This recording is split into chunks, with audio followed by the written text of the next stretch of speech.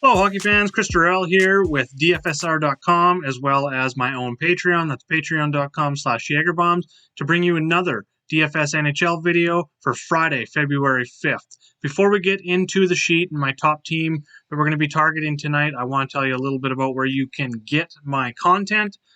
First of all, you can head over to patreon.com/Jagerbombs.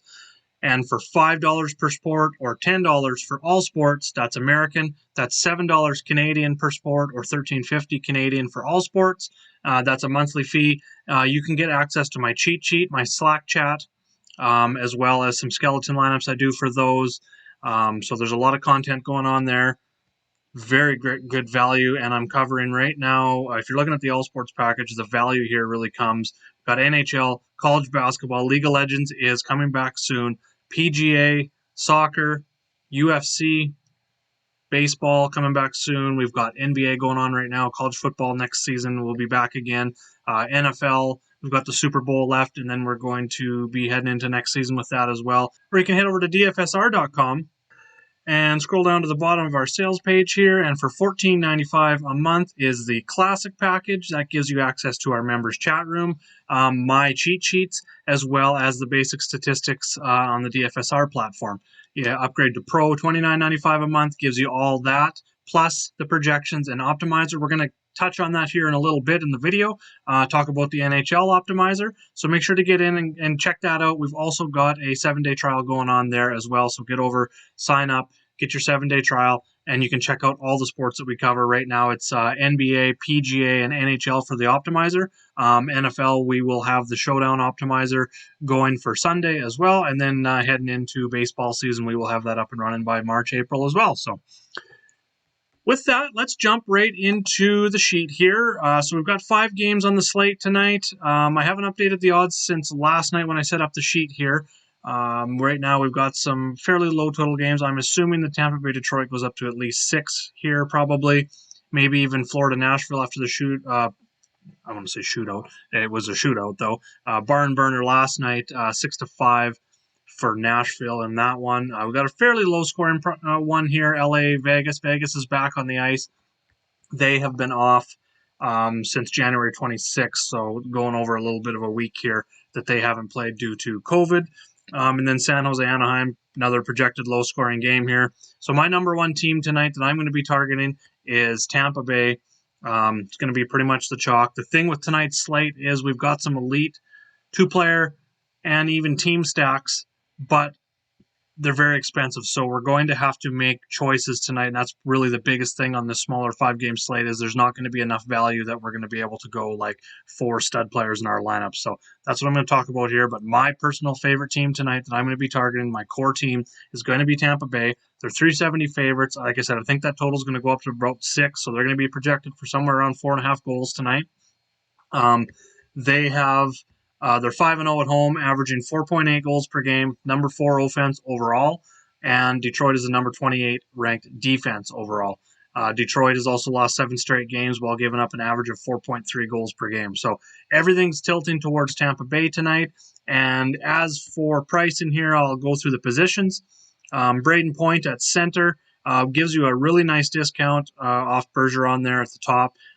His shot volume is not quite where Bergeron's is or even Barkov down here, but he has been getting more 2-3 per game in there, almost 4 combined shots blocks per game. I will take that in an elite matchup like this versus Detroit, where he's top line center, top line power play there as well. If you want to go a little bit cheaper, GPP only for me is Cirelli at 5,100 on DK, 5,400 on FanDuel, just simply because he's not getting the shot volume, but he does have that upside on second line center, second line power play there as well.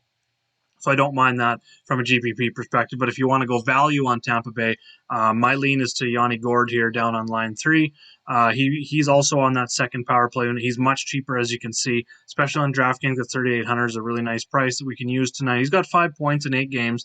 He's getting only about 15.5 minutes per game, but he's been 16.2 and I think just about 17.5 minutes over his last 2 games. So he's been seeing some upside there in terms of ice time.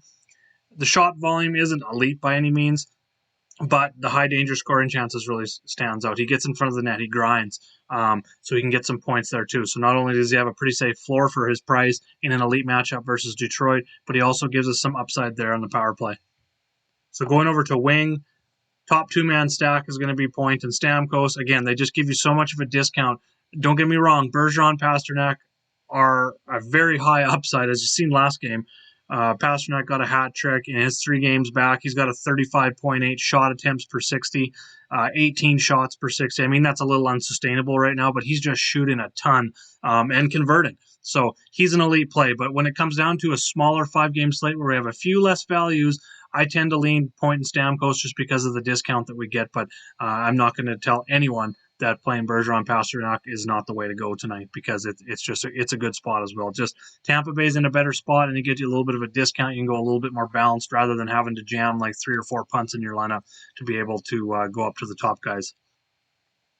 Palat's going to be GPP. He's top line as well, but I normally on this slate, Point and Stamkos are going to be where I go for my cash game stack. Palat I will add as a GPP stack for Tampa Bay over Detroit. He skates on that top line, top power play with those guys. But if you want value and want to go with a third player for Tampa Bay, I like getting action on the second line here with Alex Killorn. So what that does in cash games on a smaller slate is doesn't give you full exposure to just one line. It really, by getting 2 on the top line, they share the top power play. Killorn's also on the top power play, but he's on the second line, so it gives you some exposure to that second line on the team that's projected to score the most goals in the night. So I don't mind going 3 players in a cash game stack tonight, and Killorn would be that guy for me. You could also go Blake Coleman, very cheap if you really wanted to be a little bit punty tonight. He doesn't get any power play time, so that's why I won't be using him in any GPPs, but he does give you shot volume, and the shot volume isn't quite where it was we've seen in the past, but he's very low priced. Like when he was back on New Jersey before the trade over to Tampa Bay a couple of years ago, he was in that 18 to 19 shot attempts per 60, like 12 shots per 60. So that was really good there. He gets a lot of scoring chances on that third line. He generates the offense, so I definitely like him for cash. On defense, love Victor Hedman, but just that price tag at defense, I just don't think I'm going to be going there tonight. I'm pretty sure the DFSR projections optimizer isn't going to be crunching and getting Hedman in there tonight either. But he's definitely GPP. He's probably got the highest upside of any D-man on this slate. Sergachev doesn't have much of a floor, but he gets a lot of power play time, so I'm going to be considering him for GPPs. For cash games, the value play I like on Tampa Bay tonight, if you're going like with the 3, 4, even up to the 4-man stack for cash games, which I think is fine, you're probably going to want to get exposure to a couple of these other teams, because on this 5-game slate, there's like 4 teams that kind of really stand out. So you might want to spread your exposure out, but if you're really feeling Tampa Bay tonight, McDonough's who I will roll in cash. He gets minimal power play time, but he gets the shots and blocks. He gets the ice time, and he's just been performing lately at a really good price, especially on FanDuel here at 4K is his best value, but at 4K on both sites, he's definitely in play. So later on in the day, make sure to check back for Ryan's top targets here, as well as you're going to see Chris's top stacks, and I'm going to have the rest of my plays highlighted here for my other teams. Just kind of the other teams that I'm looking at tonight. First of all is Boston, like I mentioned. We've got Bergeron, Pastrnak, and Marchand on that top line. Richie's still on that top power play line, so he provides some value. Florida, the reason I didn't go with them as my top team, they're a secondary team for me, just simply because they're on a back-to-back. Florida-Nashville is the only game on a back-to-back. Rene looked good when he replaced Saros last game, stopped all 12 shots. He's projected to start tonight. I think it's going to be a little bit lower scoring of a game on a back-to-back, but the shot volume we can get with, and the discount with Barkov, and then over looking at the wing, I like Hornqvist for the shot volume here as well. The other situation that kind of give me question marks is going to be a secondary team. I haven't decided which secondary team is going to be filling in for cash, but the other ones in consideration here is Vegas. Like I said, they haven't played in a while, so a little bit of concern there. They're missing Peter Angelo tonight on the COVID protocol. They shouldn't be missing anyone else. I might go there for like Alec Martinez on defense. They're number 1 in scoring chances, as you can see here, but LA has been improving. Let's just say that normally tends to lower scoring games with LA Vegas, but Vegas is definitely in consideration if you wanted to go there too. So you got Tampa Bay as my top team. I like Boston as a secondary team, Florida as a secondary team, even Nashville on the other side. Arvidsson and Forsberg are high. What I don't like there, they're high shot volume guys, but what I don't like is Florida is starting Drieger tonight, and he, being that it's a back-to-back, and Drieger has been much better than Bobrovsky, he's going to be like a GPP goalie for me tonight. If you want to go that route, I think that's a good way to go to kind of fade the chalk, which is going to be Andrei Vasilevsky, also my top goalie tonight. Just hard to avoid paying up for a minus 370 goalie versus a bad Detroit team that's lost 7 straight games. So that's where I'm going there. So let's go over now and let's look at the player lab here over on DFSR. I'm going to plug this stuff in here, show you, just kind of give you an idea of what it looks like. So we're going to go point, and we're going to find Stamkos here. Yep, he should be at the top. Talked about McDonough.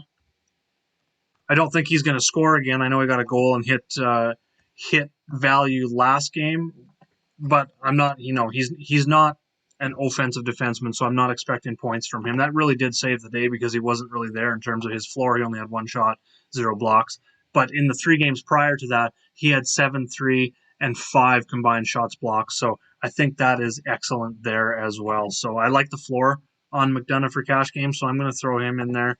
And we're also going to lock in Vasilevsky. So we're going to lock in 4 tonight. 5-game slate. If you really feel, I just like the value that we get with McDonough.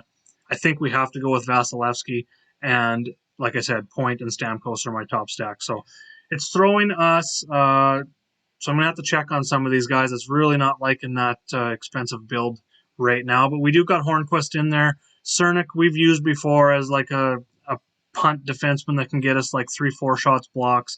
Riley Smith on Vegas is very cheap for second line, second power play unit, skating with some good guys, and on productive power play unit versus LA, who's been average at best in terms of defense. Verhaeghe's playing on the top line for Florida, so I don't mind going there for that value. I'm not really into Nemestikov, but he's 3K there, so I'll probably look into him. Got some Sam Steele over here in the next lineup. Pacioretty starts showing up.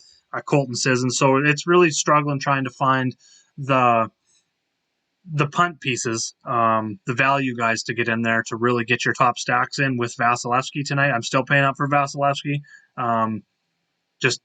He's going to be the highest owned goalie in cash games, so I think we got to go there. I will be auditing these throughout the day as more morning skate stuff comes in on the DFSR projection side of things. So these lineups are going to change a lot leading up to lock. So make sure, if you don't have a subscription, make sure to get over and get that free trial and jump in. Hit me up in the chat room. I'm in there the last hour before lock. I'm covering about 2 or 3 different chat rooms, and I am very active that last hour, looking at injury news, looking at lineup builds, looking at who to lock, the value plays, top stacks, any news coming in from warm-ups, line changes, that sort of stuff. So make sure to get in and check that out, DFSR.com. And then finally in this video, I want to touch on PrizePicks. This is something I've been playing a heck of a lot more lately, and we do it quite a bit in my Jagerbombs Slack chat. I've introduced a little bit over on DFSR. I had a few people ask me about it. So I want to talk about it a little bit tonight. A couple plays that I like, the scoring system. So as you can see here, first of all, we've got goals worth 3 points, assists worth 2, and then shots and blocks are worth a half. So that's really what I'm concentrating on when I'm looking and breaking down NHL PrizePicks plays, is the shots and blocks floor. I need to find out what my player can get and what he averages, to try and get that floor, because they're not going to get a goal or an assist, obviously, every game. So I want to find that floor, and that's where I really start deciding on players. So every 4 shots and blocks is worth 2 points. Every 2 is worth 1, that sort of thing. So we're going to look at some plays tonight. Braden Point at 4.5 stands out. So that would mean we need like 9 combined shots blocks. He's in like the 3 to 4 range, but I like him getting a point tonight. No pun intended. Against Detroit, I think they're going to score probably 4 goals. I think he's going to get in on one of them. So if we see him get in a goal, that's 3 points. And then he only needs 3 shots blocks to get in there. If he gets an assist, which is 2 points, and only I'm just looking at 1 point here. If he gets an assist, that's going to be 2 points. He's going to need 2.5. He's going to need 5 shots blocks, and I think he can get there on both of those tonight. So I really like that. And then sliding down, Patrick Hornqvist is one that kind of stands out a little bit to me at 4.6. I see him getting at least a point here. He's got a point in 3 straight and 6 of 7 games this season. And he's had, in terms of shots, 6-3, 5-5 in his last 4 games. So he's had 5+ shots, which is 2.5 points, 3 of his last 4 games. So I think he is one that we can look at, maybe going on the over tonight. I like looking at some unders on hockey here as well. Max Pacioretty at 5 in a projected fairly low-scoring game, or I'll try and look for a low-scoring game. Maybe he's not a great example, but kind of looking at Burns or Evander Kane even as an under in that late game. I think that game has like a 2-1 feel to it. I don't think there's going to be a lot of points. Kane's been pretty big disappointment here early in the season. He's had 1, 2, 3, 1, 3, 3. So no more than 3 combined shots blocks in any game outside of the first game versus Arizona back in mid-January. So that's 1.5 point floor right there. He's only had a point in 1 of his last 6 games as well. So I kind of like the under on him. And if you're new to PrizePicks, the way this works is you pick 2, 3, or 4 plays. Let's just start with 2. Pick an over and an under. If you go power play and you get both picks correct, whatever you bet down here, you get 3 times your money, so your return is $60. If you go a flex play, you get 2 correct, you only get 2 times your money. But if you only get 1 right, you get half your money back. So you'll actually get $10 in return here. So you actually get something back. It's obviously you need to win a heck of a lot more if you're playing the flex. I every night go with the 2-play flex play, power play on whatever sport I'm playing. I kind of play that as like a cash game, and then I'll add a 3rd pick like I talked about here. Where's Hornqvist? So 3, when you go a power play, it's 5x your money. So I'll usually do that. I'll just go, if I go $20 on my 2-play, I will go like $5 on my 3-play power play. And that's kind of, I don't really run the flex unless I'm doing a 5-play flex. And they do have some good bonuses in terms of that as well. I'm going to have a video out this afternoon as well looking at my NBA picks for tonight. They got a good promo coming on, so make sure to stick back for that. Make sure to like the video, subscribe, and if you hit that bell, you'll get a notification when my NBA video pops up on YouTube. Thanks for watching. Make sure to leave your comments. Like I said, make sure to like, make sure to hit me up in any of the chats before lock. If you need help building, if you need help with contest selection, bankroll management, anything at all, I'm here for you. Have a good night, everyone.